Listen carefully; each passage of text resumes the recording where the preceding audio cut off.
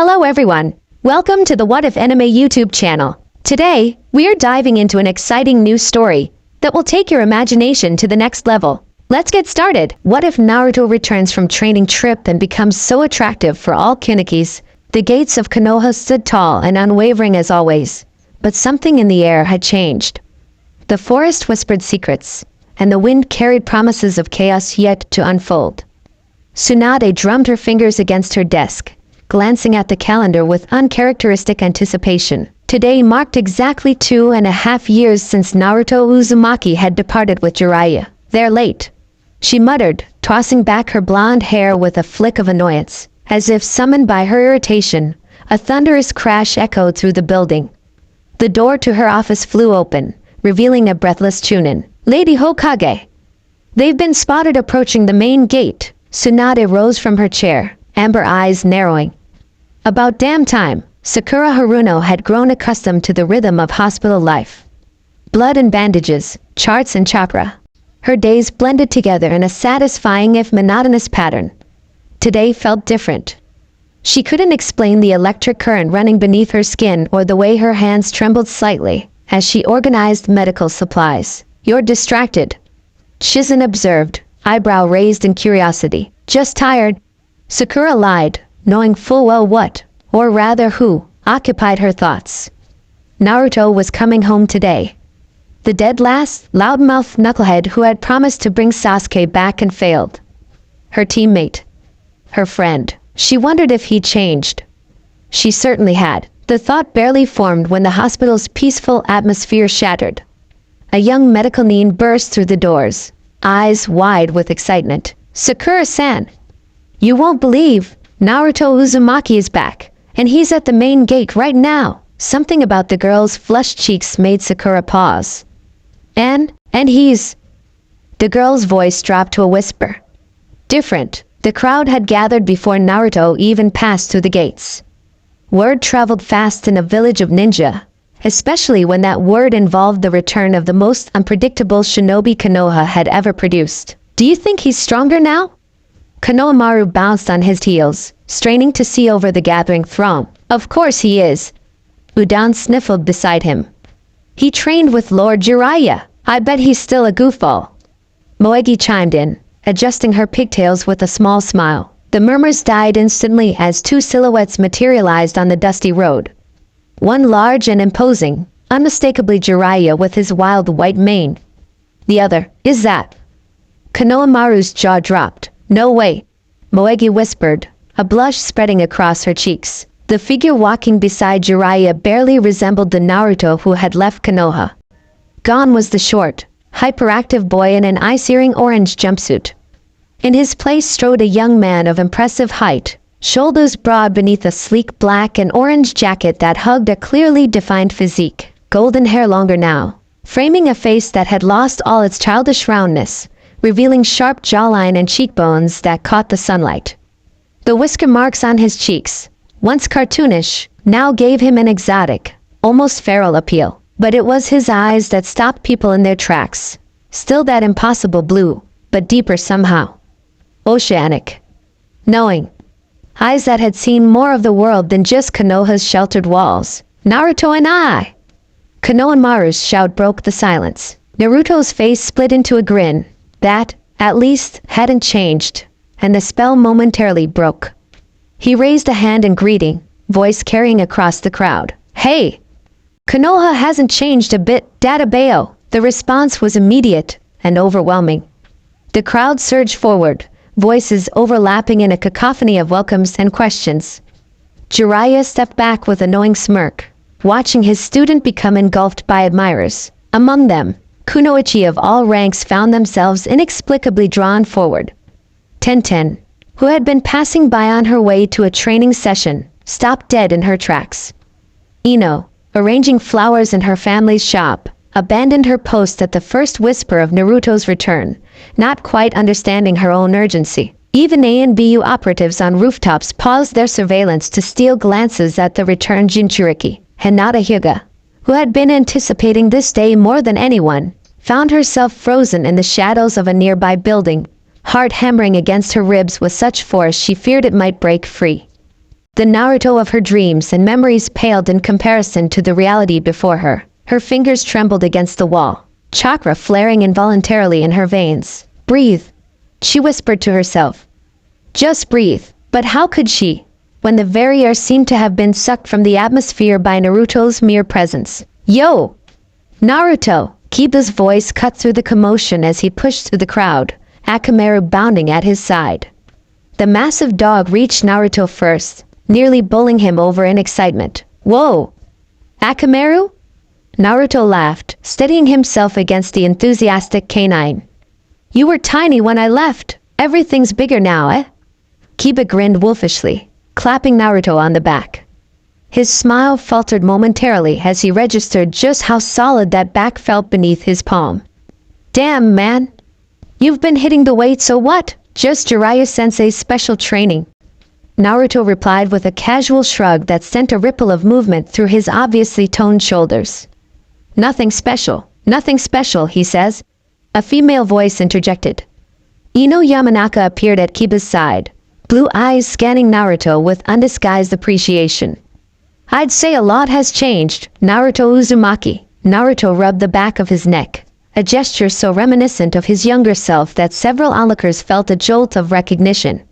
You think so? I know so, Ino replied, flipping her platinum ponytail over one shoulder.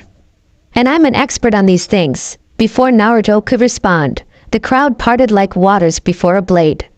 Tsunade strode toward him, Shizen hurrying to keep pace beside her. The Hokage's face remained impressively neutral as she assessed her late godson's transformation. Lady Tsunade! Naruto's face lit up. I've got so much to tell you. The training was incredible. I learned this new technique that, save it for your official report. Tsunade interrupted, though the corner of her mouth twitched upward. You and Jiraiya, my office, 1 hour. Don't be late. Her eyes narrowed. Again. With that, she turned and strode away, leaving a momentary lull in her wake. It didn't last long. Naruto! The crowd scattered as Sakura Haruno charged forward, green eyes blazing with an emotion even she couldn't name. Anticipation? Excitement? Irritation that he could cause such a commotion simply by existing? Whatever it was, it died on her lips the moment Naruto turned to face her fully. The photographs and memories she'd preserved in her mind shattered into irrelevance. This wasn't the Naruto she remembered. This was, her fist connected with his shoulder before she could finish the thought. Oh! Sakura-chan! Naruto yelped, though they both knew it hadn't hurt him. That's some welcome, you're late. She managed, fighting the bewildering heat rising to her cheeks. You said 2 years, it's been 2.5. Ah, well, there were some complications. He began, rubbing his shoulder. Save it. Sakura cut him off, painfully aware of the many eyes watching their reunion. We have a lot to catch up on, but not here. Her voice dropped. Tsunade-sama has a mission for us. After your debriefing, interest sparked in those two blue eyes. A mission already? Sweet, don't get too excited. It's... Sakura hesitated, conscious of public ears. It's related to our old teammate. The temperature around them seemed to drop several degrees. Naruto's expression sobered immediately, the easy smile replaced by something far more intense. Sasuke, he said, voice low and serious. The name hung between them, heavy with shared history and unresolved promises. For a moment, they weren't surrounded by gawking villagers and curious Kunoichi. They were just Team 7 again, or what remained of it. The moment broke when Jiraiya cleared his throat loudly. As touching as this reunion is, the kid needs to get settled before his meeting with the Hokage. He placed a massive hand on Naruto's shoulder. And I need a drink. Some things never change. Naruto laughed, the tension dissipating. He turned to address the crowd. I'll catch up with everyone soon. Believe it, that familiar catchphrase, delivered in a voice now deeper and somehow more compelling, sent a collective shiver through the female portion of the audience. As Naruto moved through the village toward his old apartment, the whispers followed. Mothers pulled their daughters closer, eyeing the transformed Jinchuriki with equal parts wariness and interest. Shopkeepers who had once refused him service now stood in their doorways, reassessing the young man they had scorned as a child. And in the shadows, Unseen by most, members of Konoha's Kunoichi forces watched his progress with newfound fascination.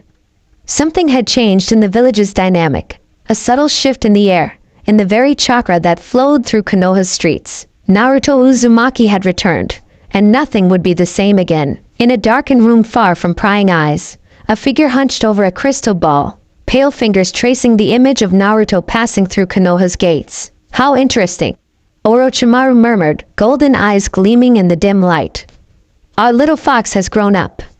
Don't you think, Sasuke-kun? From the shadows, Sasuke Uchiha watched him passively, Sharingan activated to better observe his former teammate. He's still a fool, Sasuke replied coldly, though something unreadable flickered across his features. Perhaps Orochimaru's tongue darted out to wet his lips. But fools can be dangerous when they grow teeth. Sasuke turned away, dismissing the conversation.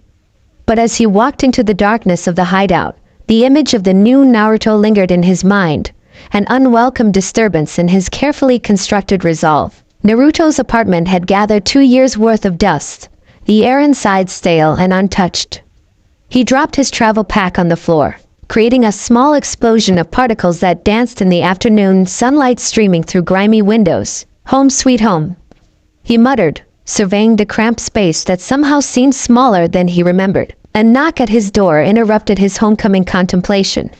He opened it to find 3 ANBU operatives standing in his hallway, masks concealing their identities but not their rigid postures. Naruto Uzumaki, the center figure spoke, voice deliberately neutral. The Hokage requests your immediate presence. Naruto frowned. She said I had an hour? Plans have changed. The ANBU replied curtly. There's been a development. Something in their stance, too stiff, too controlled, made Naruto suspicious. His training with Jiraiya hadn't just been about jutsu and chakra control. The Toad Sage had taught him to read people, to sense the subtle currents of deception. What kind of development? He asked, casually shifting his weight to a more defensive position. The ANBU on the left, distinctly female despite the bulky uniform, stepped forward. It's a sensitive matter. Please come with us. Naruto's enhanced senses picked up something unusual, a quickening heartbeat, a slight catch in breathing. But not from fear or dishonesty, from something else entirely. Sure, he agreed, stepping into the hallway and closing his door behind him. Lead the way. The 3 ANBU flanked him as they moved through the village, maintaining professional distance that nonetheless felt strangely charged. The female operative kept glancing at him when she thought he wouldn't notice, her chakra fluctuating in tiny, revealing pulses. They didn't head toward the Hokage Tower. Where exactly are we going? Naruto asked, tension coiling in his muscles. A secure location. The lead ANBU answered smoothly. For privacy, they turned down an unfamiliar street, heading toward the outskirts of the village. Naruto's hand drifted casually toward his kunai pouch. Something wasn't right. You know, he said conversationally. I learned a lot of things during my training. One thing Jiraiya-sensei taught me was how to spot a fake ANBU squad. His voice hardened. The real ANBU would know that I have a standing order to be brought directly to the Hokage's office for any summons. No exceptions. The 3 figures stopped abruptly. Clever boy, the lead ANBU said, voice changing, deepening. In a blur of movement, Naruto created 3 shadow clones and leapt backward, putting distance between himself and the imposters. Who are you? What do you want? The 3 ANBU exchanged glances, then simultaneously removed their masks to reveal. Huh! Naruto blinked in confusion. 3 unfamiliar but undeniably attractive young women stood before him, their expressions a mixture of embarrassment and determination. See? I told you he'd figure it out, the tallest one said, tossing her mask aside with a huff. He's not just a pretty face. We had to try. The second woman shrugged, her dark eyes never leaving Naruto's face. It was worth a shot. The third woman, red-faced but resolute, stepped forward. Naruto Uzumaki, we apologize for the deception. We're actually members of... She hesitated. Your fan club. My what now? Naruto's mouth fell open. Your fan club. The tall one repeated impatiently. It formed about an hour after you walked through the gates. We drew straws, And we won first contact rights. Naruto stared at them, certain this must be some elaborate prank. You're kidding, right? This is Kiba's idea of a joke? This is no joke.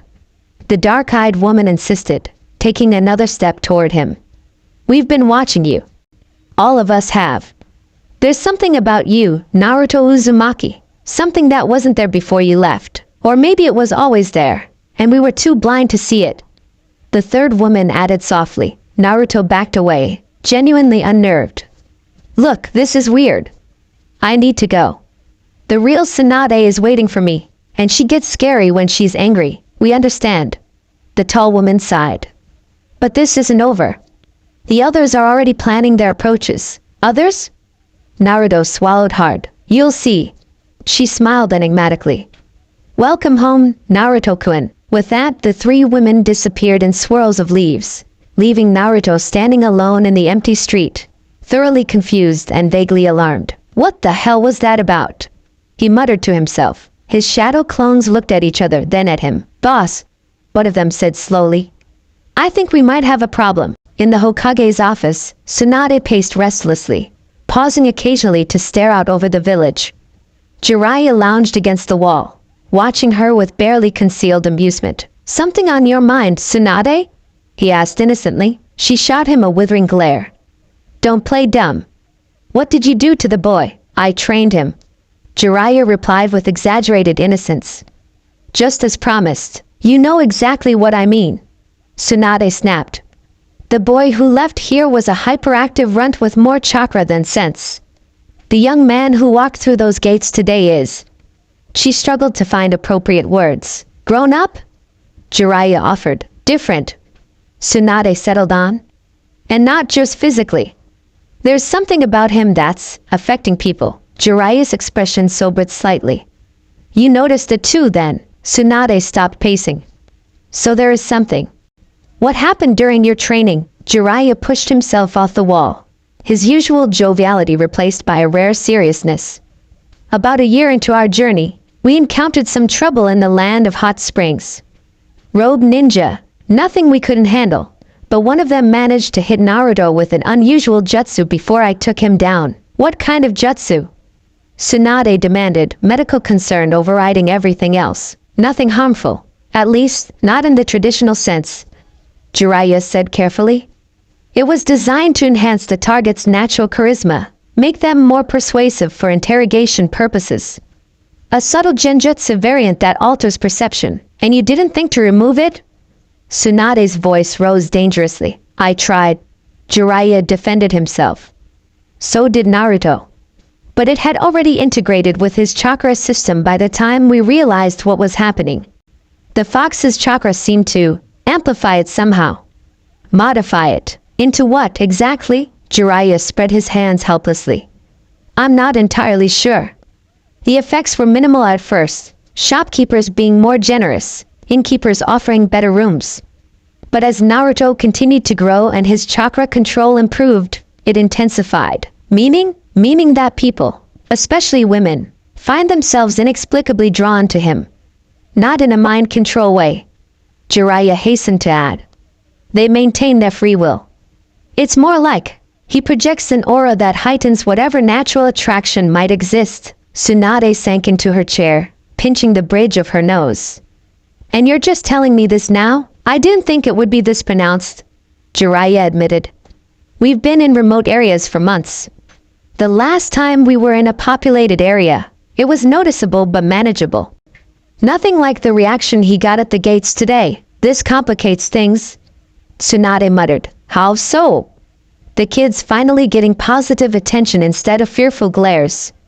Is that so terrible? You know as well as I do that power of any kind can be dangerous, Tsunade retorted. Especially uncontrolled power. And especially for someone in Naruto's position. He's already a target for Akatsuki. If word spreads that he has this additional ability, it makes him that much more desirable to capture. A knock at the door interrupted their conversation. Shizen poked her head in, looking flustered. Lady Tsunade, there's a situation developing in the village. Several, actually. What now? Tsunade groaned. There's been a sudden influx of mission requests specifically asking for Naruto Uzumaki as team leader or escort. Shizen reported, consulting a clipboard. Most of them from female clients. Also, there's a crowd gathering outside his apartment building, and the Yamanaka flower shop has sold out of orange roses, which apparently holds some significance I'm not aware of. Jiraiya didn't even try to suppress his laughter. Orange roses! Oh, that's rich. Tsunade glared at him.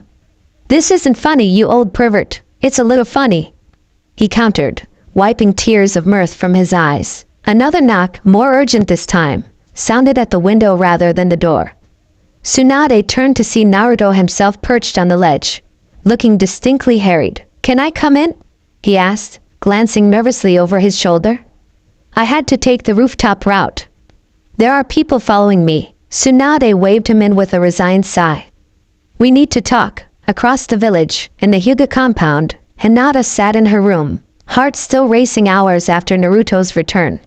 She pressed cool fingers to her burning cheeks, trying to calm herself. "This is ridiculous," she whispered to her reflection in the mirror. "You're a Hyuga. Shows some dignity." But dignity seemed a distant concept when every fiber of her being urged her to run to him, to see him again too. A light tap at her door interrupted her thoughts.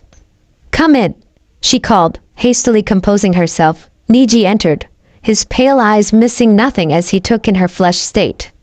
"Hinata-sama, are you unwell?" "I'm fine," she replied too quickly. "Just a little tired from training." Niji's expression remained neutral, but disbelief radiated from him in waves. "I see. I merely came to inform you that there will be a gathering of our age group tonight at the Akimichi barbecue restaurant. To welcome Naruto home." Even hearing his name sent a fresh wave of heat through her body. "Oh, that's nice. Will you attend?" Niji asked, watching her carefully. Hinata twisted her fingers together, torn between desperate desire to see Naruto again and terror at the prospect of facing him in her current state. I don't know if everyone will be there," Niji continued, the faintest hint of a smile touching his lips. "It would be noticed if you were absent." The gentle push was all she needed. "Yes, you're right. I'll go." Niji nodded, turning to leave. At the door, he paused. "Hinata-sama? Yes? You weren't the only one affected by his return today," he said quietly. "I observed several other kunoichi having similar reactions. Whatever you're feeling, you're not alone in it." With that cryptic comment, he left, closing the door softly behind him. Hinata stared at the space he'd occupied, processing his words. Other kunoichi had reacted to Naruto? She thought back to the gathered crowd, remembering flashes of Ino's wide-eyed stare, Tenten's uncharacteristic speechlessness, even Sakura's conflicted expression. Something had changed, not just in Naruto, but in how the village's female population perceived him. The realization sent a cold spike of panic through Hinata's chest. After years of loving him from afar, watching him when no one else cared, she now faced competition. The thought galvanized her in a way nothing else could have. Rising from her seat, Hinata moved to her closet with newfound determination. If there was to be a gathering tonight, a battlefield of subtle glances and strategic positioning, then she would not surrender without a fight. For the first time in her life, Hyuga Hinata was going to war. In the Yamanaka flower shop, Ino arranged the last of her inventory with trembling fingers. She'd been off balance since Naruto's return, unable to focus on the simplest tasks. Every arrangement she attempted today had somehow incorporated orange blossoms or foxglove, a subconscious betrayal she found mortifying. "What is wrong with me?" she muttered, aggressively pruning a reluctant stem. "Talking to yourself now?" A lazy voice drawled from the doorway. Ino looked up to see Shikamaru leaning against the frame, regarding her with his usual half-lidded stare. "What do you want?" she snapped, embarrassed to be caught in her moment of weakness. "Troublesome as always," Shikamaru sighed. "Choji's organizing a welcome dinner for Naruto tonight. Everyone's going." Ino nearly dropped her scissors. "Tonight? As in hours from now?" "Tonight? That's generally what tonight means," Shikamaru replied dryly. "Is that a problem?" "No. No problem at all," Ino said quickly, mind already racing through her wardrobe options. "What time?" 8. A kimchi barbecue. Shikamaru studied her with increasing suspicion. You're acting stranger than usual. I'm not acting strange. Ino protested, even as she began untying her apron with unusual haste. I just need to close up early. Inventory and stuff, right. Shikamaru clearly didn't believe her but couldn't be bothered to press the issue. See you tonight then. As soon as he left, Ino flew into action. She had exactly 4 hours to make herself irresistible. Not that she was trying to impress Naruto specifically. Certainly not. She just hadn't had a chance to dress up in ages. And this was a special occasion. The fact that she found herself reaching for her most flattering purple dress, the one that made her eyes pop and hugged every curve, was purely coincidental. In his office at the academy, Irika Yumino sorted through a stack of student papers, smiling at the familiar sensation of red ink staining his fingers. He'd heard about Naruto's return but hadn't had a chance to seek out his former student yet. He planned to treat the boy, young man now, he supposed, to ramen at Ichiraku, just like old times. A series of excited giggles from the hallway drew his attention. Curiously, he moved to the door and opened it to find a small cluster of female Chunin instructors huddled together, whispering intensely. Ladies, he greeted them with polite confusion. Is something the matter? The women startled guiltily, exchanging glances before the boldest of them spoke up. Irika-sensei. We were just wondering if the rumors are true. Rumors? He echoed. About your former student, Naruto Uzumaki. Another chimed in eagerly.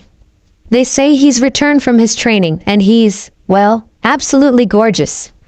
A third instructor finished bluntly, causing the others to dissolve into another round of giggles. Irika stared at them, nonplussed.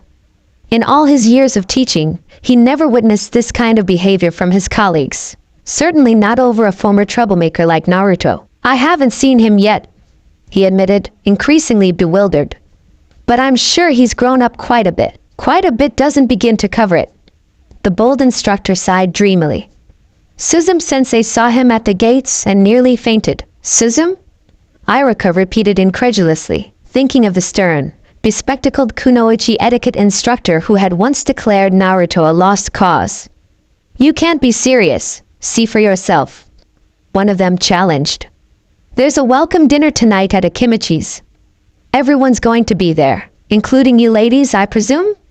Irika raised an eyebrow. Their collective blush answered for them. With polite nods, the instructors dispersed, leaving Irika standing in his doorway, utterly perplexed. Whatever changes Naruto had undergone during his training journey, they clearly extended beyond mere ninja skills. I guess I'll find out tonight, he murmured to himself, returning to his desk. But as he attempted to focus on his grading once more, a nagging worry took root in his mind. Naruto had always craved attention, but unwanted attention could be just as problematic as being ignored, perhaps even more so. With a sigh, Irika set down his red pen. Some things were more important than paperwork. His former student might need guidance now more than ever. In the Hokage's office, Naruto paced anxiously while Tsunade and Jiraiya explained the situation to him. So let me get this straight, he said, running a hand through his hair in agitation. I've been hit with some weird jutsu that makes women attracted to me, and it's gotten mixed up with the Nine-Tails chakra, and now it's permanent. Not exactly permanent, Jiraiya clarified. More like, indefinitely persistent. That's the same thing, Naruto exclaimed. Calm down, Tsunade ordered. We need to approach this rationally. First, we need to determine the full extent of the effect and whether it poses any danger to you or others. Others? Naruto's eyes widened. You think I might hurt someone? Not intentionally, Tsunade assured him. But influence of any kind can be harmful if misused. People might make decisions they wouldn't normally make when under the effect of this. Or you're projecting. Naruto collapsed into a chair, looking genuinely distressed. I never wanted something like this. It's not right. People should like me for who I am, not because of some weird jutsu. Jiraiya and Tsunade exchanged surprised glances at his mature response. That's remarkably thoughtful of you, Naruto, Tsunade said softly. I'm not a kid anymore. Naruto replied, blue eyes serious. I know what it's like to be judged for something you can't control. I don't want to do that to anyone else. We'll figure this out, Tsunade promised. In the meantime, try to maintain a low profile. Avoid situations where a knock at the door interrupted her. Shizen entered, looking apologetic. I'm sorry to interrupt, but there's something you should know. Apparently, Choji Akimichi is organizing a welcome dinner for Naruto tonight, and half the village seems to be planning to attend. Naruto groaned, sinking further into his chair. Perfect, Tsunade muttered. So much for lying low. Actually, Jiraiya said thoughtfully, this might be a good opportunity. A controlled environment where we can observe the effects firsthand. I'll be there to keep an eye on things. You just want to watch the show, Tsunade accused. Jiraiya didn't deny it. Research is research, whatever form it takes. Naruto looked between his two mentors, a dawning horror in his expression. You can't be serious. You want me to go to this dinner and, what? See how many people I can accidentally enchant, not enchant, Jiraiya corrected. Influence. There's a difference. And yes, that's exactly what I'm suggesting. The more we understand this effect, the better equipped we'll be to help you manage it. He has a point, Tsunade admitted reluctantly. Naruto stood, a determined set to his jaw. Fine. I'll go. But I'm not going to enjoy it. That, Jiraiya said with a knowing smirk, remains to be seen. Sometimes the most dangerous battlefield isn't where can I fly, but where eyes meet across a crowded room. Jiraiya's unpublished notes. The Akimichi barbecue restaurant buzzed with anticipation hours before the scheduled gathering. Extra tables had been arranged, special ingredients delivered, and the staff briefed on the importance of the evening. Choji personally supervised the preparations, insisting that everything be perfect for his friend's welcome home celebration. More beef! And don't skimp on the premium cuts, he directed the kitchen staff, who scrambled to accommodate his demands. You're going all out, Shikamaru observed from his seat in the corner, where he'd been stationed to stay out of the way. Naruto deserves it, Choji replied earnestly. He's been gone a long time. Shikamaru's lazy gaze sharpened slightly. Is that the only reason? Choji paused in his inspection of the table settings. What do you mean? I ran into Ino earlier, Shikamaru said casually. She practically sprinted home to get ready when I mentioned this dinner. And she's not the only one acting strangely. The whole village is buzzing about Naruto's return, especially the female half. Well, he has changed a lot, Choji acknowledged, resuming his rounds. People are curious, Shikamaru repeated skeptically. Right. The door crashed open before Choji could answer, revealing Kiba and Shino. The Inuzuka burst in with predatory energy, while his reserve teammate drifted in like a shadow, adjusting his impenetrable glasses. Smells amazing in here. Kiba grinned, Akamaru barking in agreement beside him. We're early, but I figured we should grab good seats before the chaos starts. Chaos? Choji looked up from arranging chopsticks. Kiba snorted, dropping into a chair. You haven't heard? There's a betting pool at the Jonin standby station about which Kunoichi will make the first move on Naruto tonight. Shino adjusted his glasses. Gambling on interpersonal relationships is illogical and potentially harmful to our social ecosystem, says the guy who put money on Anko-sensei. Kiba retorted with a wolfish grin. Shikamaru sat up straighter, interest piqued despite himself. Anko? Seriously? She's practically a decade older than us. Age is just a number when you look like Naruto does now. Kiba shrugged. Besides, Anko's always had adventurous taste. A contemplative silence fell over the group as they considered this disturbing possibility. Who's the favorite? Choji finally asked, unable to contain his curiosity. Three-way tie between Ino, Sakura, and some mysterious dark horse candidate Genma refuses to name. Kiba replied, reaching for a pre-dinner snack. Though my money's on. The door slid open again, cutting him off mid-sentence. All four young men turned, expecting another early arrival. Instead, they found themselves facing a vision that stopped conversation dead. Hinata Hyuga stood in the doorway, but not the Hinata they knew.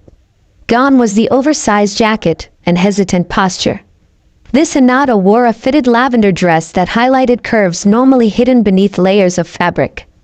Her indigo hair, usually straight and severe, had been styled into soft waves that framed her face. Most shocking of all was her expression, determined, focused, almost fierce. "Good evening," she greeted them, voice soft but steady, nothing like her usual stammering whisper. "I hope I'm not too early." Kiba's jaw literally dropped. Shino's insects buzzed in agitation. Shikamaru's eyebrows disappeared into his hairline.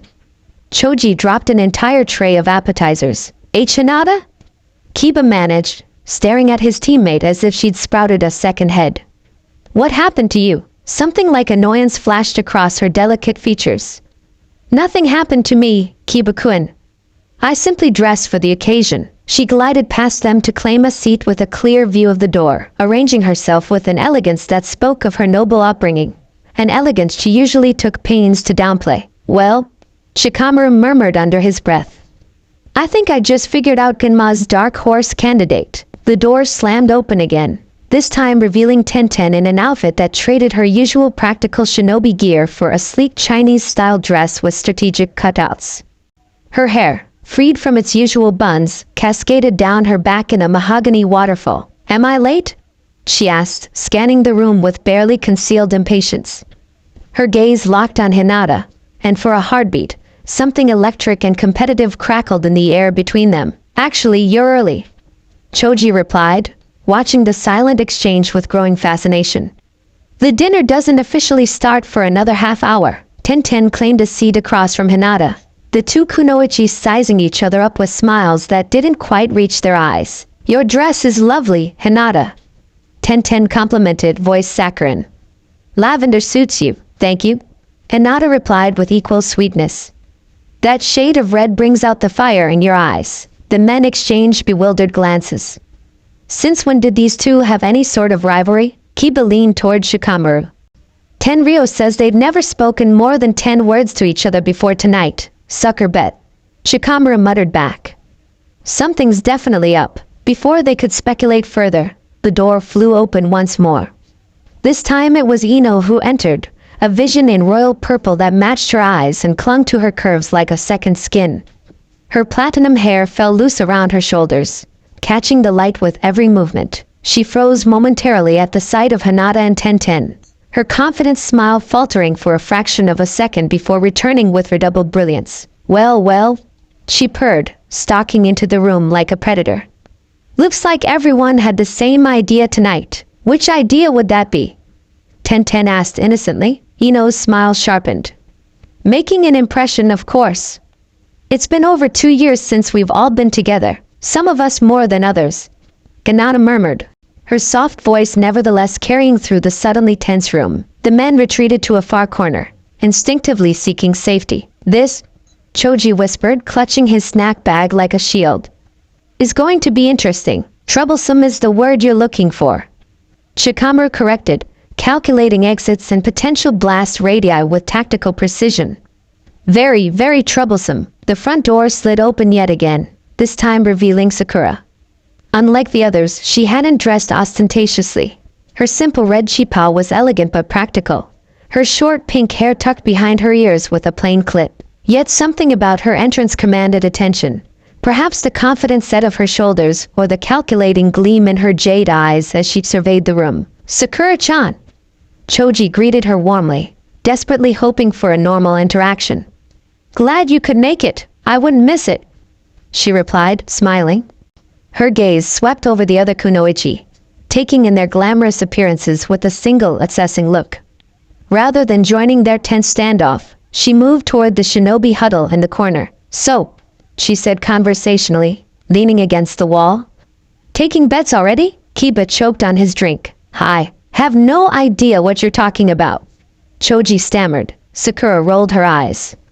"Please. The entire village knows about the betting pool. Tsunade-sama put 50,000 ryo on me, by the way." Her smile turned mischievous. "Not that I intend to make any moves tonight." "You don't?" Shikamaru asked, genuinely surprised. Unlike some people, Sakura glanced meaningfully at the 3 dressed-up Kunoichi. "I'm not trying to seduce my teammate the minute he walks through the door." "Seduce?" Ino gasped in mock outrage from across the room. I'm merely dressing appropriately for a celebration. Of course you are. Sakura replied sweetly. That's why your dress is cut down to your navel? Ino's retort died on her lips as the restaurant door slid open once more.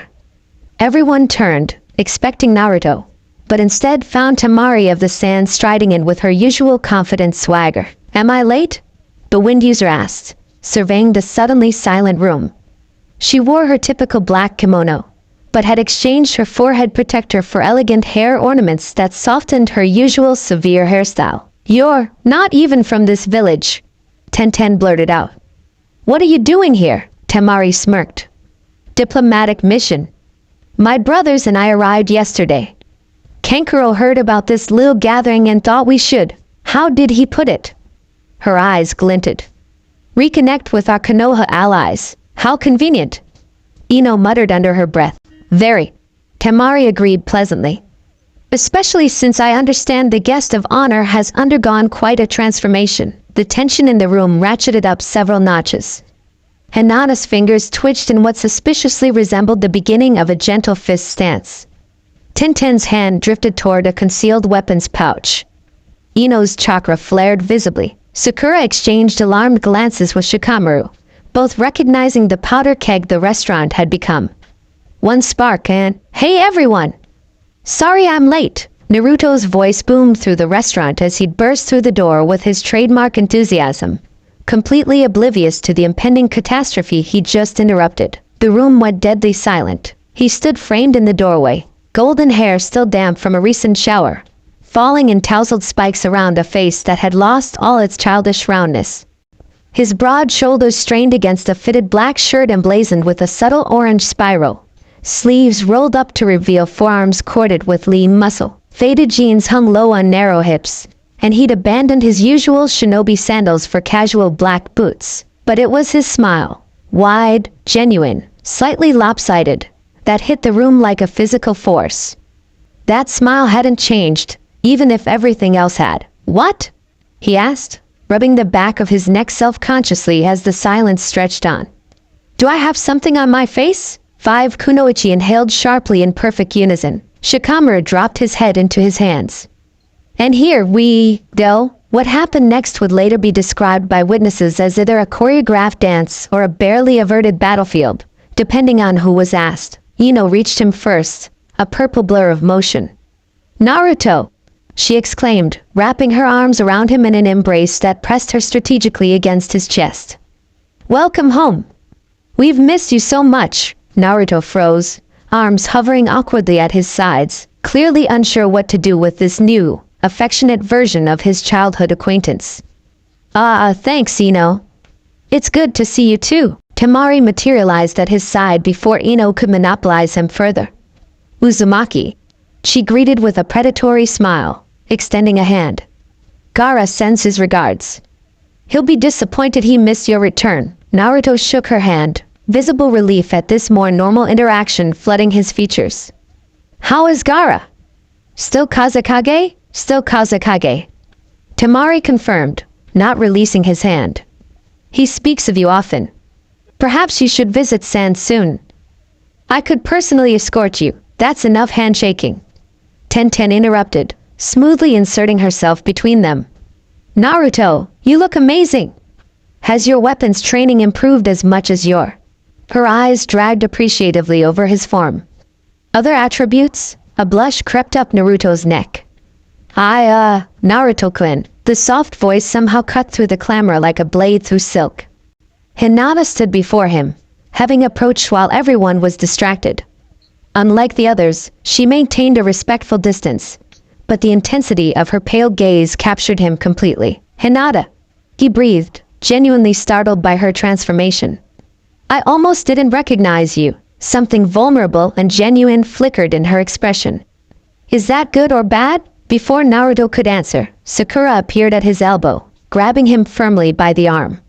Okay, that's enough ambushing for one night, she announced to the group at large. Our guest of honor needs food and space, not an interrogation squad. Since when are you his keeper, forehead? Ino challenged, ice in her voice. Since we're teammates. Sakura shot back, tightening her grip on Naruto's arm. And since Tsunade-sama specifically asked me to ensure he doesn't get overwhelmed tonight, this was a blatant lie. But only Naruto knew that. He stared at her in confusion, but wisely kept his mouth shut. Let's all just sit down and enjoy the meal Choji prepared. Sakura continued, steering Naruto toward the table. There's plenty of time to catch up over dinner. The standoff broke reluctantly, each kunoichi maneuvering to secure a seat near Naruto. By some miracle, or more likely, Sakura's strategic planning, he ended up between her and Choji, with others distributed around the large table. What was that about? Naruto whispered to Sakura as everyone settled. I'll explain later. She murmured back. Just trust me on this. Across the table, Hinata watched their whispered exchange with a sinking heart. Of course Sakura would have the advantage. She had years of history with Naruto, a legitimate reason to be close to him. What chance did someone who could barely form complete sentences in his presence have against that? As if sensing her despondency, Naruto looked up and caught her gaze. To her shock, he smiled directly at her. Not his usual broad grin, but something softer, almost apologetic. You look really nice tonight, Hinata, he said, voice carrying just enough for her to hear. Warmth bloomed in her chest, and for a moment, the chaotic competition faded into insignificance. He had noticed her. That was enough. For now, Jiraiya chose that moment to make his grand entrance, accompanied by Kakashi and Irika. Well, the Toad Sage boomed, surveying the gathering with obvious amusement. Looks like quite the welcome party, just in time. Choji called gratefully, seizing the distraction. We were about to start eating. As the adults joined the table and serving began, the atmosphere shifted from tense to merely chaotic. Conversation flowed more naturally, though keen observers would note how often female gazes drifted toward Naruto, how laughter followed his every comment, how subtle competitions emerged over who would pass him dishes or refill his drink. Jiraiya watched it all with the analytical eye of both a spy master and a self-proclaimed expert on romance, documenting mental notes for future research. Kakashi observed with languid amusement from above his ever-present book, while Irika alternated between pride at seeing his former students so admired and concern at the intensity of that admiration. For his part, Naruto gradually relaxed as the meal progressed, his natural exuberance emerging as he shared edited highlights of his training journey, carefully omitting any mention of strange jutsu or unwanted side effects. And then the old pervert actually tried to convince the temple priestesses that we needed to stay overnight for spiritual cleansing, he recounted, gesturing wildly with his chopsticks. Which apparently required hot springs and sake. The table erupted in laughter, even as Jiraiya protested. It was legitimate research from my novel. Everything is research with you, Naruto retorted, grinning. The comfortable moment shattered when the restaurant door flew open with enough force to crack the frame. All heads turned to see a purple-haired woman in a tan trench coat standing in the doorway, a dangerous gleam in her eyes and a dango stick between her teeth. So, Anko Mitarashi drawled, removing the dango stick with deliberate slowness. This is where the party is. Her gaze locked onto Naruto like a predator sighting prey. Well, Whisker Boy. Puberty certainly worked its magic on you, didn't it? Naruto swallowed hard, suddenly remembering Kiba's earlier comment about betting pools and Ankos. Adventurous tastes, Mitarashi. Jiraiya greeted smoothly, rising to intercept her. What a pleasant surprise. Care to join us old folks at this end of the table? I was just about to share some fascinating insights from my recent travels in the land of hot springs. Maybe later, Jiraiya-sama. Anko purred, not taking her eyes off Naruto. I think I'll join the kids. They seem to be having much more fun. As she slumped toward the table, Sakura leaned close to Naruto's ear. Don't make eye contact, she whispered urgently. And whatever you do, don't accept if she offers you dango. Why not?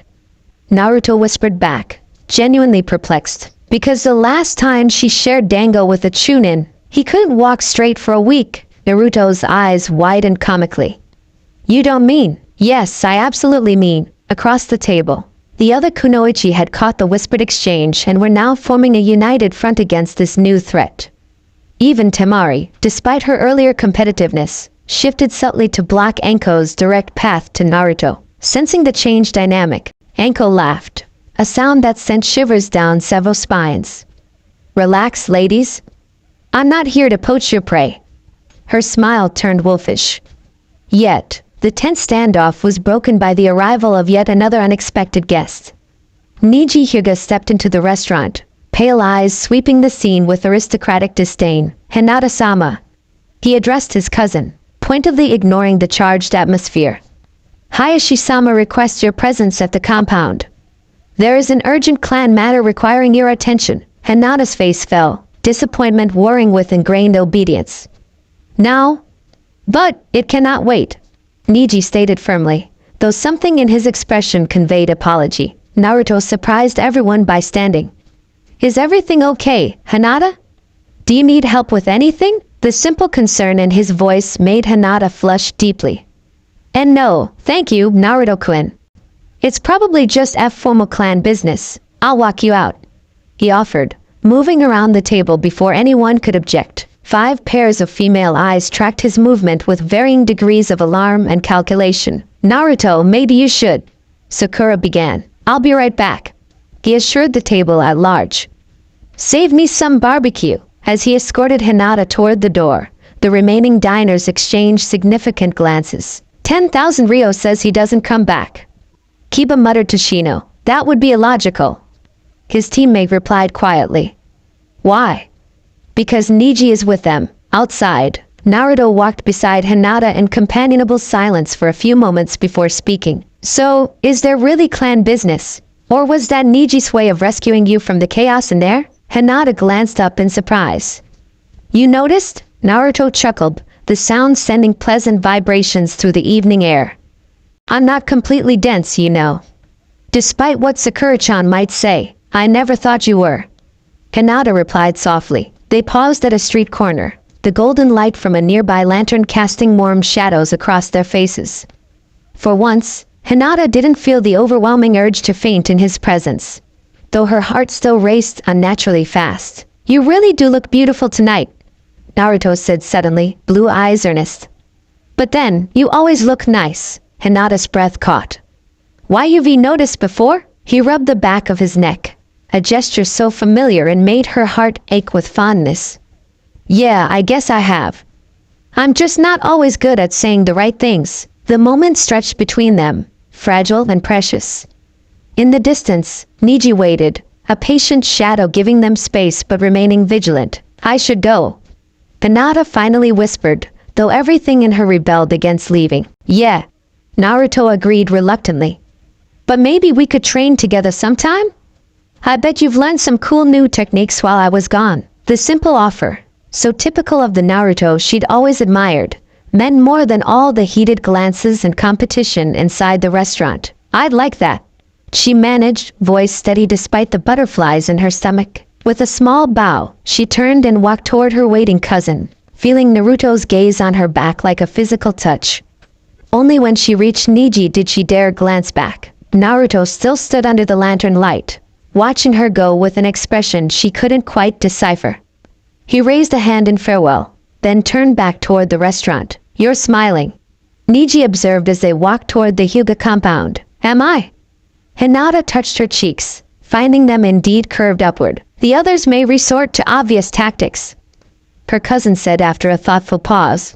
But sometimes the quietest approach leaves the loudest impression. Hinata's smile widened.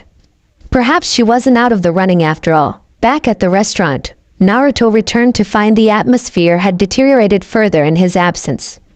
Somehow, more people had arrived. He spotted Lee and Guy among the newcomers, both striking dramatic poses by the buffet. Enko had claimed his abandoned seat beside Sakura and was regaling the table with what appeared to be an extremely inappropriate story, judging by the collective blushes. And that's when I realized he wasn't a foreign diplomat at all, but an imposter trying to infiltrate the daimyo's palace, she was saying. So naturally, I had to maintain my cover as a geisha while simultaneously extracting the information about his true identity. How did you manage that? Ino asked, morbidly fascinated despite herself. Enko's smile turned wicked.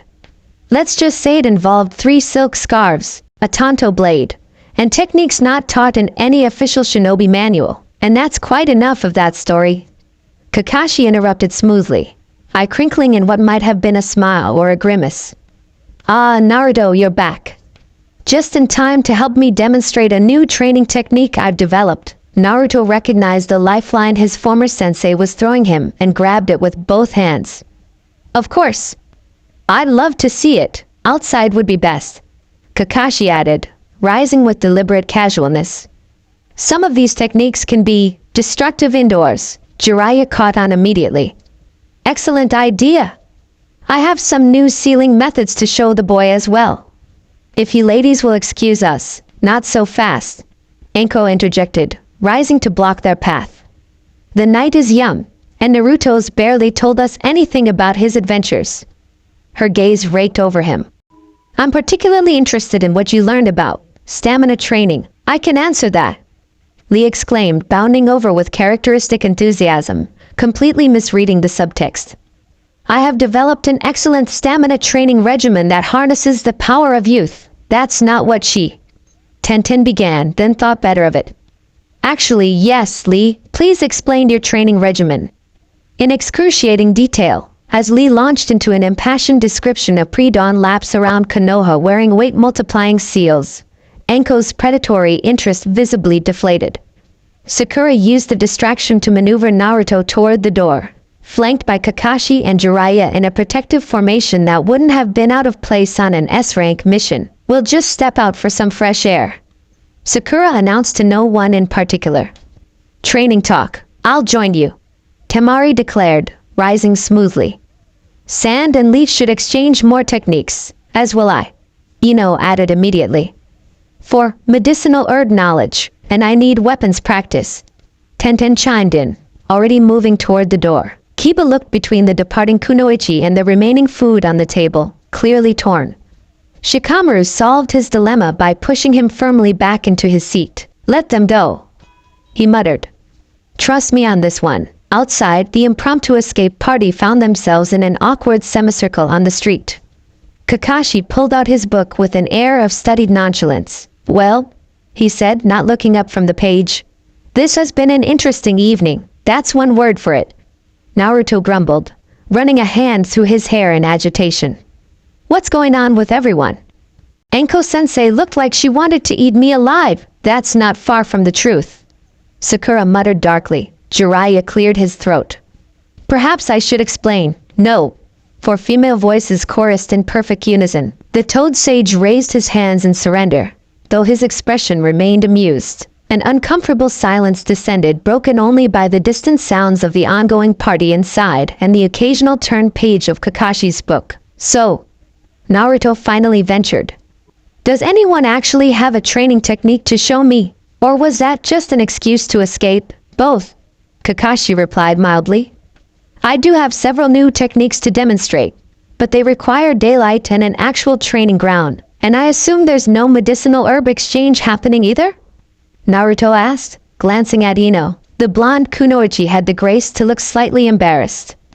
Well, I do know some excellent herbs for muscle recovery after intense training. And I could show you some Sand Village Bojutsu forms, Temari offered, twirling her fan suggestively. Weaponry is always useful to review, Tenten added, fingers brushing the scrolls at her hip. Naruto looked between them in growing consternation. Why are you all being so nice to me? His genuine confusion finally broke through the competitive tension.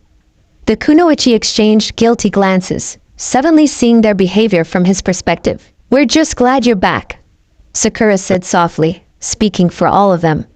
It's been too quiet without you around. Something in her sincerity touched him. The wariness in his posture eased slightly. I miss you guys too. All of you, he added, glancing around the circle.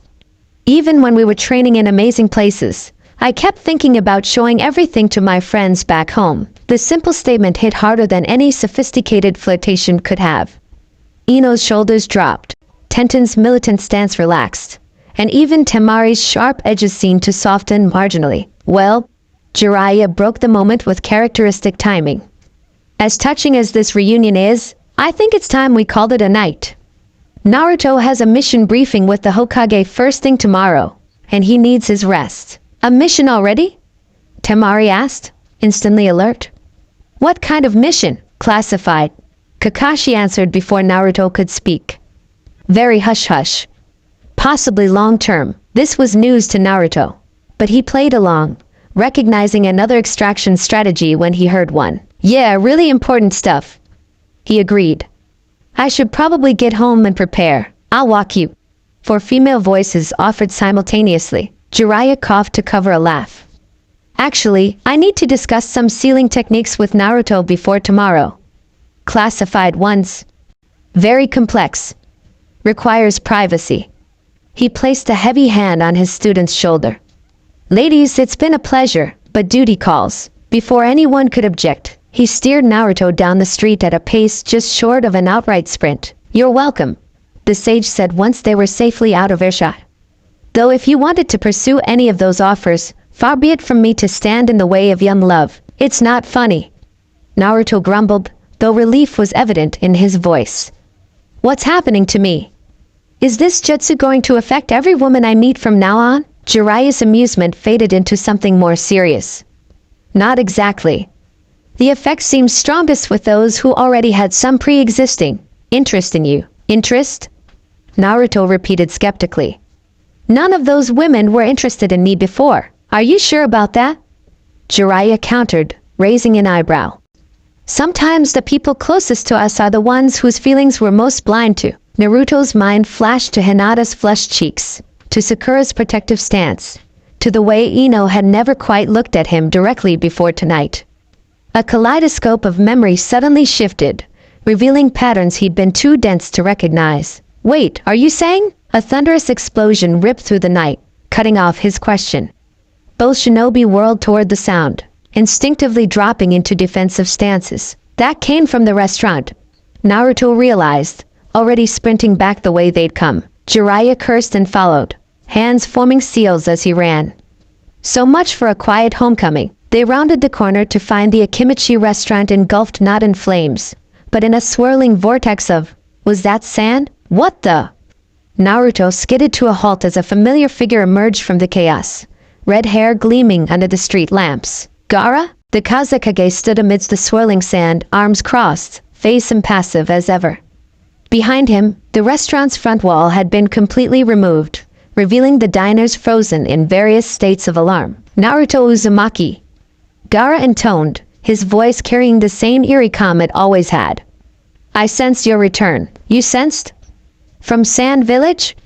Naruto sputtered. Our connection transcends distance. Gaara replied matter-of-factly, as if demolishing buildings to greet a friend was perfectly normal behavior. I came immediately. Temari pushed through the gawking crowd, fan already drawn. Gaara! What are you doing here? You're supposed to be finishing negotiations with the Earth Country delegates. They can wait. Gaara dismissed, not taking his pale eyes off Naruto. This is more important. Naruto approached cautiously, hands raised in a pacifying gesture. Hey, it's great to see you too, but maybe we could, not destroy the restaurant. Choji's dad would be pretty upset. The sand froze mid-swirl, then abruptly retreated into Gaara's gourd. I apologize for the dramatics, he said, though his expression remained unchanged.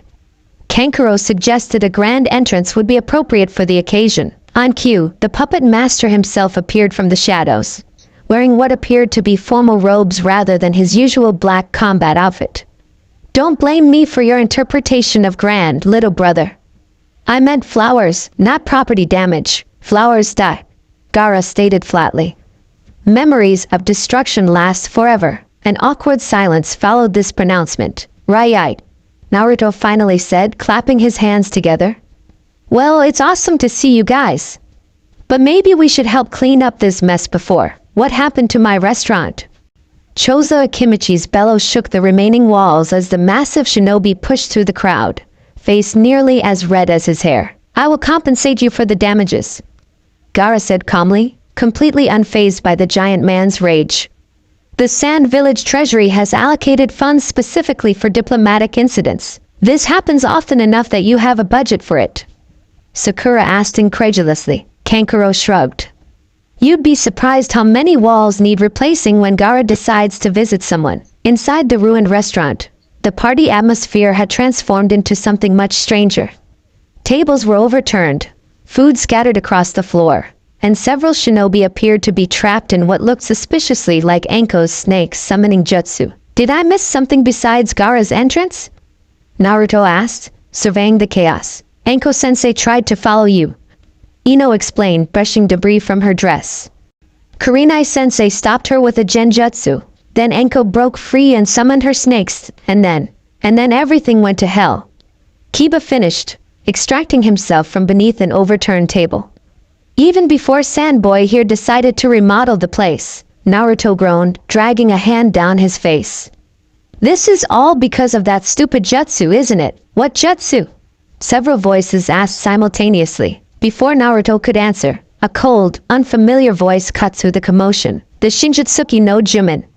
The charmed truth jutsu. All heads turned to find a hooded figure standing in the newly created entrance. Black cloak, face obscured, stance neutral but somehow threatening. Classic unknown ninja with ominous information entrance. Who are you?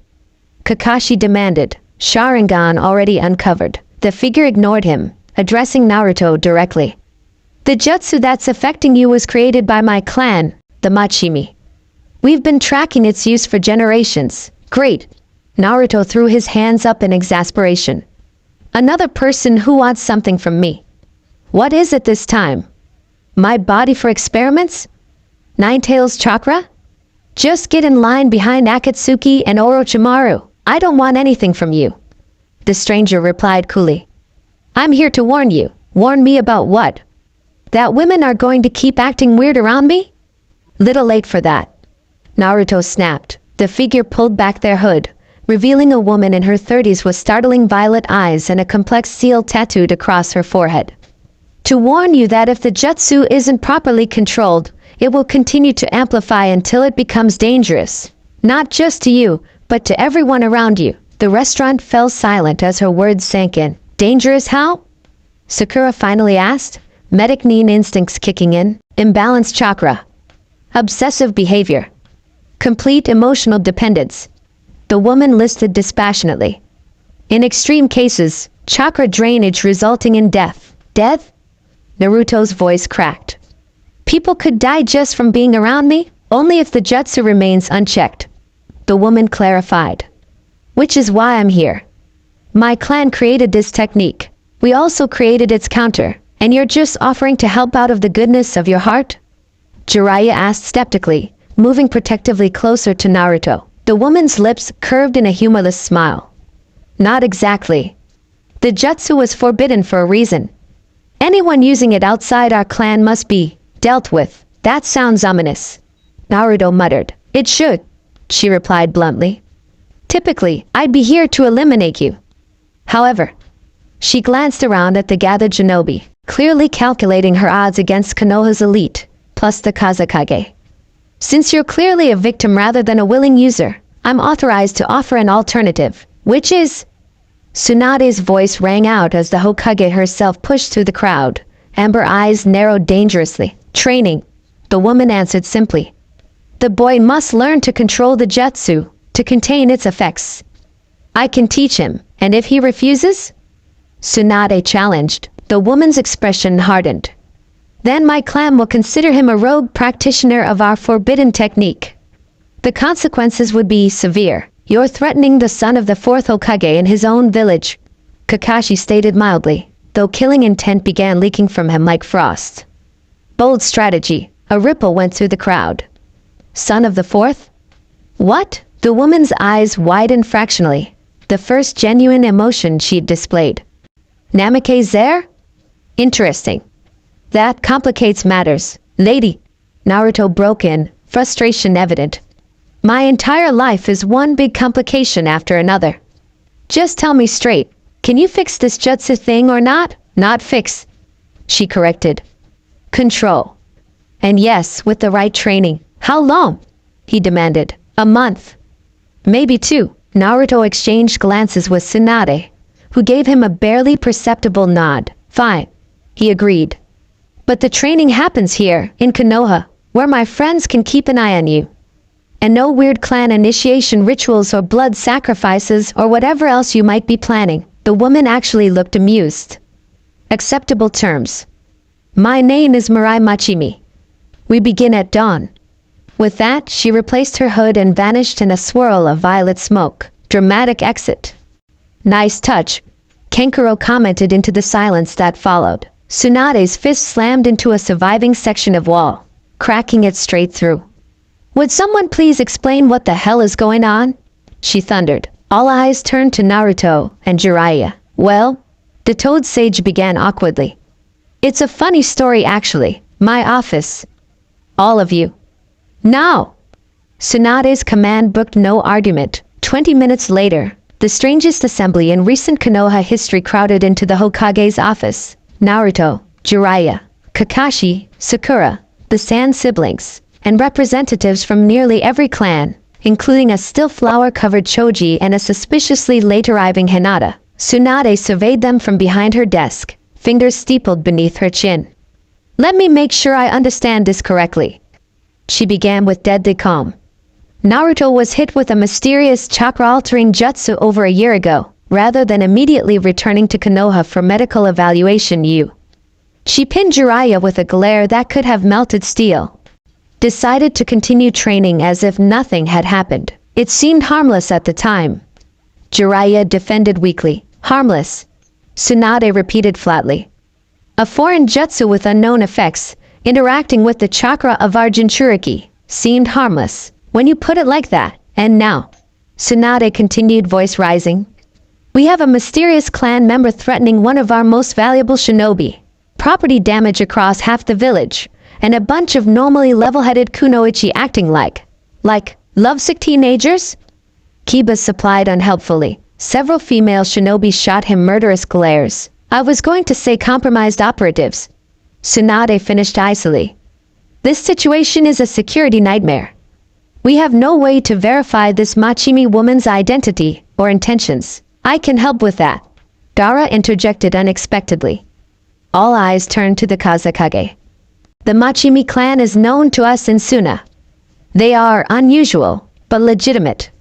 Their chakra manipulation techniques are considered some of the most sophisticated in the shinobi world, and some of the most dangerous.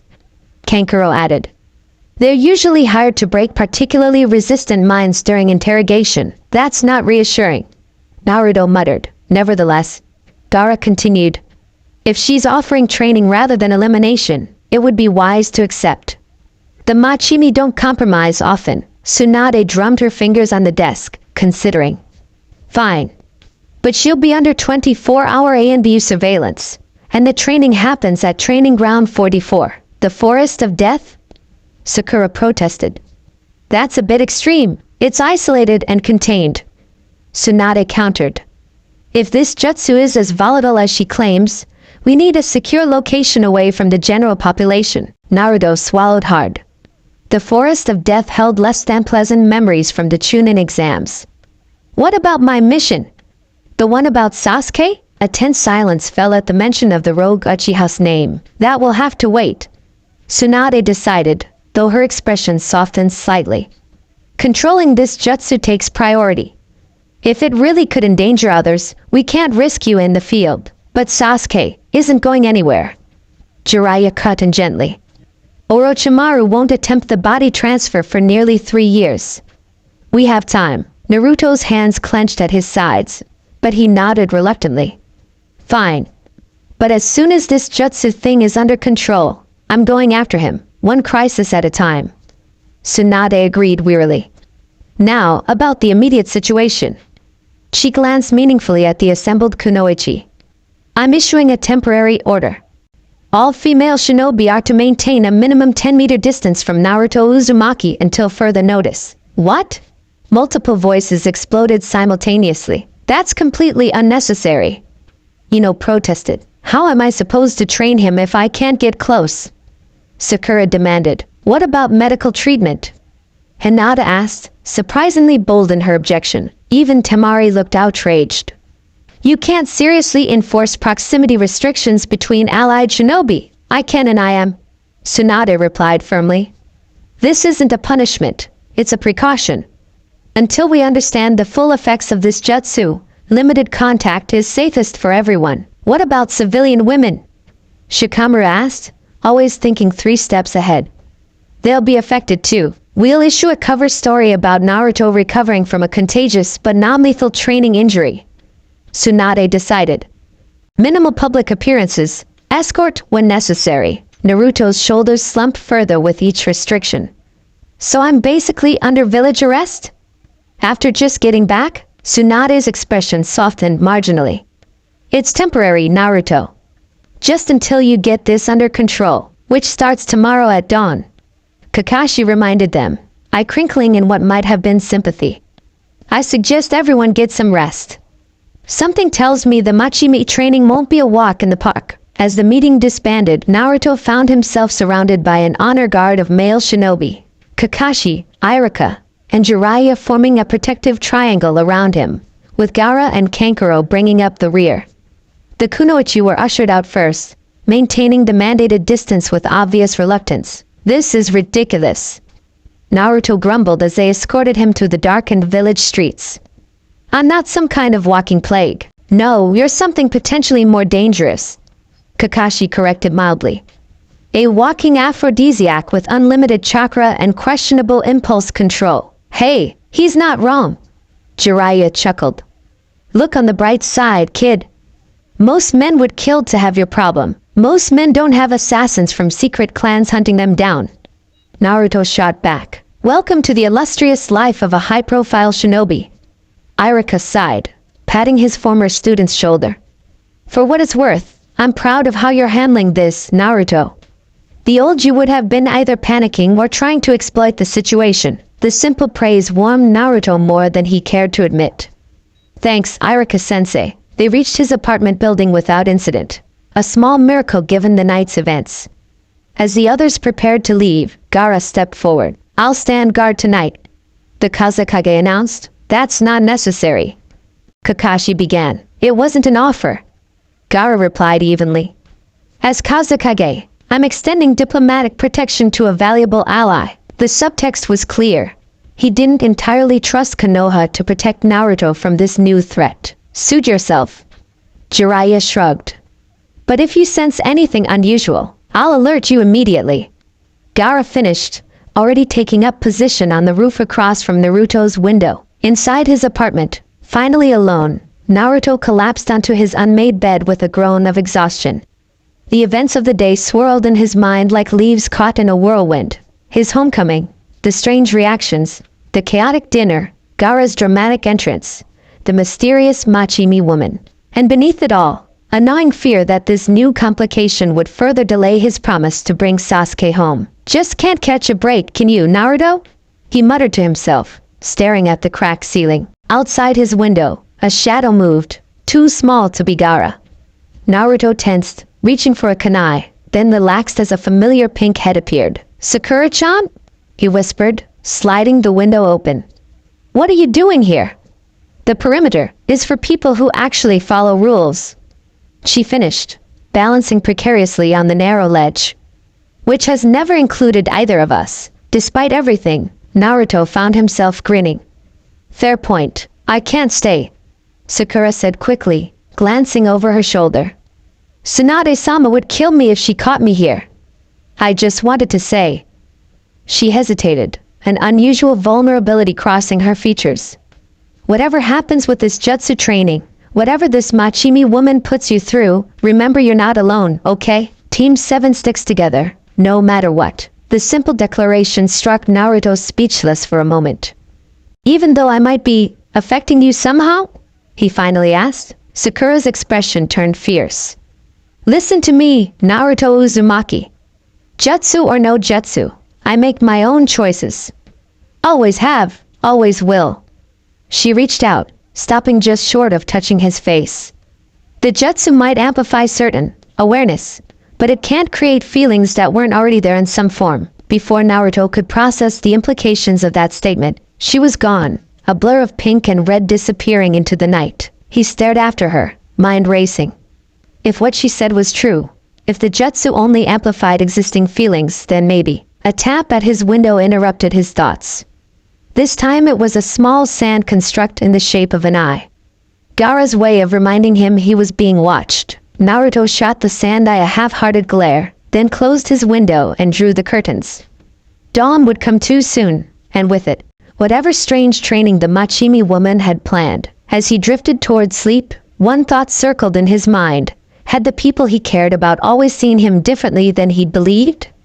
And if so, what else might he have misunderstood about his place in the village, in their lives? The question followed him into uneasy dreams, where sapphire and emerald and lavender eyes watched from the shadows, waiting for him to finally see what had been there all along. True attraction runs deeper than flesh. It's a recognition between souls that transcends even the most powerful jutsu. From Jiraiya's personal journal, dawn broke over Konoha with unforgiving brightness, painting the Hokage monument in harsh gold. Naruto stood at the edge of Training Ground 44, the infamous forest of death, squinting against the light and trying to suppress a jaw-cracking yawn. He managed perhaps 3 hours of fitful sleep before his alarm blared, followed immediately by a sand construct tapping impatiently at his window. "You look terrible," Gaara observed with his usual bluntness, appearing silently beside him. "Thanks," Naruto grumbled, rubbing his eyes. "Not all of us can go without sleep for years at a time." Gaara's lips twitched in what might have been the ghost of a smile. "A useful skill in your current predicament. I counted 14 different kunoichi attempting to approach your apartment last night." 14? Naruto yelped. "What did they want?" "Various things," Gaara replied vaguely. "One brought ramen. Another weapons. A particularly persistent one in a trench coat tried 3 separate times." "Anko," Naruto groaned. "Of course, the Hyuga girl merely watched from a distance." Gaara continued, ignoring Naruto's discomfort. "Her chakra was calmer than the others, more controlled." Before Naruto could process this observation, a violet flash of movement caught his attention. The Machimi woman, Mirai, approached across the clearing, her black cloak exchanged for practical training gear, fitted navy pants and a sleeveless violet tunic emblazoned with an unfamiliar clan symbol. The seal on her forehead gleamed in the morning light. "You're late," she stated without preamble. Naruto bristled. "The sun literally just rose." "I said dawn," she countered, violet eyes cold. "Dawn began 17 minutes ago. Is punctuality really our biggest concern right now?" Naruto challenged, crossing his arms. Mirai's expression didn't change, but something dangerous flickered in her gaze. "Precision matters in chakra work. Seconds can mean the difference between control and catastrophe." Her eyes shifted to Gaara. "The Kazekage is not invited to this training. The Kazekage goes where he pleases." Gaara replied flatly. Tension crackled between them like static electricity. Naruto stepped forward, physically inserting himself into their line of sight. "Hey! Let's focus on the actual problem here, which is this weird jutsu thing. You said you can teach me to control it, so teach." Mirai studied him for a moment, then gave a curt nod. "Very well. First lesson, understanding what you're dealing with." She gestured toward the forest. "We'll need privacy for this. The Hokage ordered ANBU surveillance." Naruto reminded her. "They can watch from a distance," Mirai said dismissively. "What I'm about to show you requires concentration without interference." With obvious reluctance, Gaara stepped back. "I'll be monitoring," he warned, dissolving into sand that scattered on the breeze. Naruto followed Mirai into the forest, hyper-aware of the eyes watching from hidden positions. ANBU in the treetops, sand particles drifting on air currents, and if he wasn't mistaken, at least one Byakugan user in the distance. So much for privacy. They reached a small clearing dominated by a stagnant pond. Mirai stopped at its edge, gesturing for Naruto to sit on a fallen log while she remained standing. "The Shinjutsuki no Juman is not a genjutsu," she began without preamble. "That's why your Sannin teacher couldn't dispel it. It's a physical alteration of your chakra network, specifically the pathways connected to the limbic system, the emotional center of the brain." Naruto fought to keep his eyes from glazing over. "Can you translate that to normal person speak?" Mirai's eye twitched slightly. "It changes how people feel around you by manipulating the chakra you naturally emit. Everyone radiates chakra, but yours has been tuned to a specific frequency that heightens attraction, affection, and desire." "Okay, that I understand," Naruto nodded. "But why does it affect some people more than others?" Because it amplifies what already exists. Mirai explained. It can't create attraction from nothing. The stronger the pre-existing feelings, the more dramatic the effect. Naruto thought of Hinata's long-standing blushes, Sakura's newfound protectiveness, Ino's sudden interest. Pieces were clicking into place, and he wasn't sure how to feel about the implications. So you're saying that anyone who's acting weird around me already had some degree of attraction to you? Yes, Mirai confirmed. The jutsu simply removes inhibitions and amplifies what was buried. A strangely uncomfortable feeling settled in Naruto's stomach. That's kind of messed up. It's like I'm seeing things I wasn't supposed to know. Mirai's expression shifted subtly, something like approval flickering across her features. Most men would be delighted by such power. It's not power, it's invasion. Naruto retorted, surprising himself with the vehemence in his voice. People's feelings should be private unless they choose to share them. Perhaps you're less like your master than appearances suggest. Mirai observed cryptically. Good. That will make this easier. She moved to the pond's edge, making a complex series of hand signs too fast for Naruto to follow.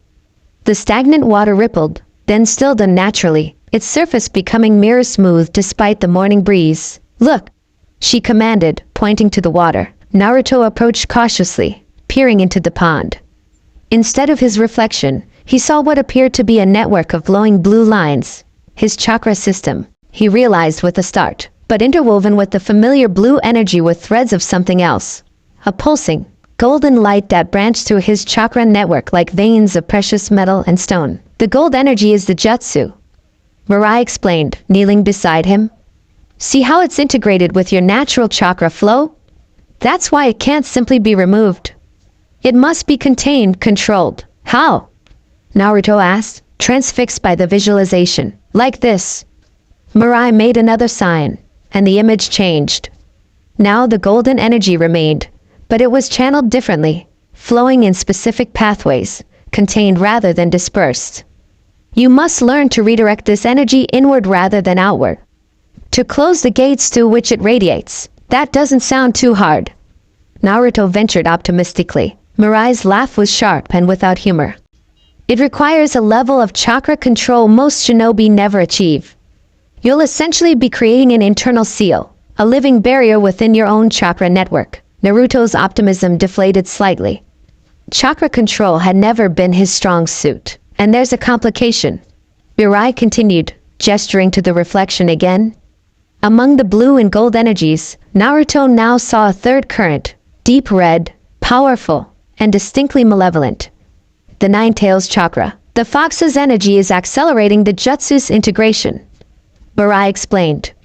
It's also amplifying its effects. Without both chakras, the jutsu would be mild, temporary. With them, she trailed off meaningfully. It's permanent and dangerous. Naruto finished glumly. Great. Just perfect. Not necessarily permanent, Mirai corrected. But certainly more difficult to manage. We'll need to create a containment system that accounts for both your chakra and the foxes. She stood abruptly, the water's surface rippling back to normalcy. Today we'll work on the basics of internal chakra manipulation. You'll need to develop awareness of your own energy pathways before you can begin redirecting them. What followed was 6 straight hours of the most mind-numbingly tedious training Naruto had ever experienced. No exciting jutsu, no physical combat. Just sitting in meditative postures while Mirai barked increasingly irritated instructions about feeling the flow, and visualizing pathways, and maintaining chakra awareness. By midday, Naruto was sweaty, frustrated, and sporting a headache that pulsed behind his eyes in time with his heartbeat. This isn't working, he finally snapped, standing up to stretch his cramped legs. I can't feel anything except my butt going numb. Mirai's expression remained coldly unimpressed. You're too accustomed to brute forcing your techniques with raw power. This requires finesse. Then we need a different approach, Naruto countered. One that works with how I learn, not against it. For a moment, he thought she might refuse. Then, surprisingly, she nodded. Perhaps you're right. What method has worked for you in the past? Naruto thought back to his most successful training experiences. Physical metaphors. Things I can see and touch. And shadow clones, they help me learn faster. Mirai considered this, then gestured to the clearing around them. Very well. Create your clones. Grinning with relief at finally being allowed to do something active, Naruto formed his signature hand sign.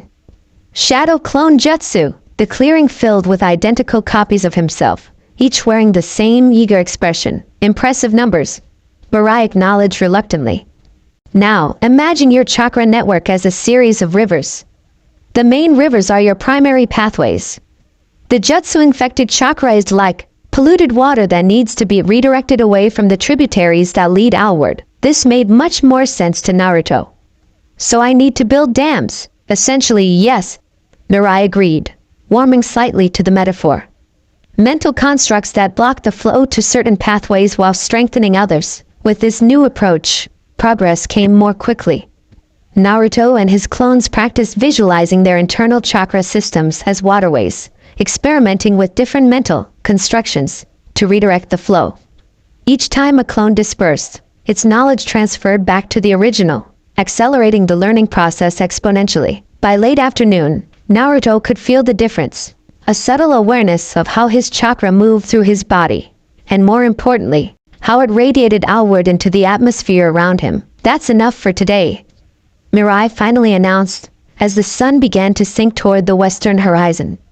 You've made adequate progress. Coming from her, Naruto suspected this was high praise. So what's next? When do I learn to actually control the jutsu? Patience, Mirai admonished. First you must fully understand your own chakra system. Tomorrow we'll work on containing small amounts of the affected chakra. Baby steps, Naruto bit back a groan. More tedious exercises. Just what he'd hoped for. As they prepared to leave the training ground, a swirl of sand materialized into Gaara's form. The Kazekage had apparently been watching the entire time. Effective methodology adjustment, he commented, addressing Mirai directly. Using his shadow clones accelerated the process considerably. Mirai inclined her head slightly, the closest thing to acknowledgement she seemed capable of showing. The boy learns differently than most. Adaptation was necessary. The boy is right here, Naruto grumbled. And starving. Is there any chance I can get some ramen? Or is that too dangerous for the village? Food will be delivered to your apartment, Gaara replied. Kankuro is arranging it. Seriously? I'm on house arrest and food delivery? Naruto's frustration boiled over. This is ridiculous. I need to at least see my friends, talk to people. Your apartment hasn't been properly prepared yet, Mirai interjected unexpectedly. The training we're doing requires a controlled environment. Until containment seals can be placed, you should avoid confined spaces where chakra concentration would intensify the effect. Naruto and Gaara both stared at her. Are you helping me get out of house arrest? Naruto asked suspiciously. Mirai's expression remained neutral. I'm stating facts. Training effectiveness will be compromised without proper conditions. She's right. Gaara agreed, looking mildly impressed by the reasoning. Where do you suggest he stay in the meantime? The Hokage Tower has suitable rooms, Mirai replied. Or perhaps the Kazekage's diplomatic quarters if you're offering. Naruto's eyes widened at this unexpected alliance. Wait, are you two actually agreeing on something? Don't get used to it, Mirai said dryly, already walking toward the forest exit. Dawn tomorrow. Don't be late this time. As she disappeared into the trees, Naruto turned to Gaara with renewed hope. So dinner somewhere that isn't my tiny apartment? I believe that can be arranged, Gaara replied, the faintest hint of amusement glinting in his pale eyes. Though with precautions. Let me guess. No women allowed? Naruto sighed. Not unless they maintain the mandated distance, Gaara confirmed. Though I suspect enforcement may prove challenging.